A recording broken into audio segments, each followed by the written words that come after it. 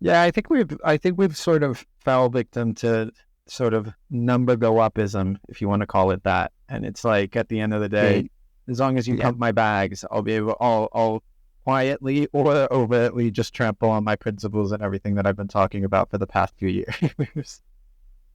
And in Yeah. that sense, I want to go back to what we were talking about with like Protos, for example, and how you guys have taken this sort of, I don't want to say in opposition to the industry because you're not that. I do think that you're just like more hard hitting, more direct, more like maybe cutthroat might be the way to call it.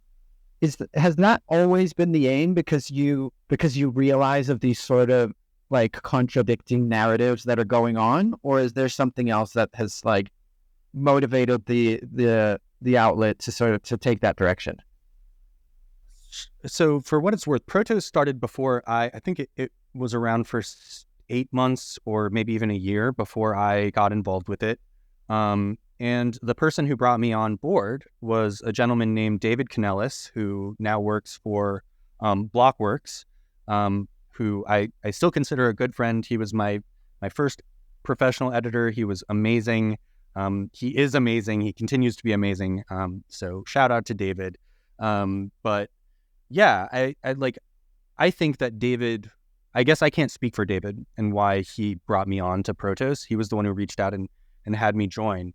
But I do think there was an air of like, we want to bring him on because it's a bit adversarial. It's not someone who is, well, yeah, and it's not, yeah, it's not going to be, it's not going to be somebody who's going to be writing the cheerleading stories. And I think that's good for every newsroom to have. I will say that I think our tilt has shifted more and more that way with time. For instance, David Canellis, like I said, he left. He went to Blockworks.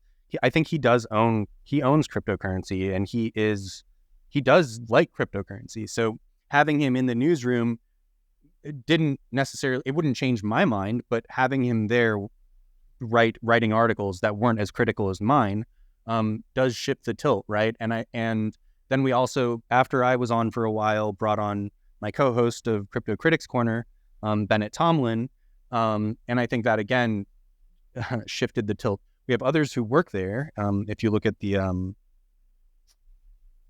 headers on the, if you look at disclosures and stuff on the website, there's others.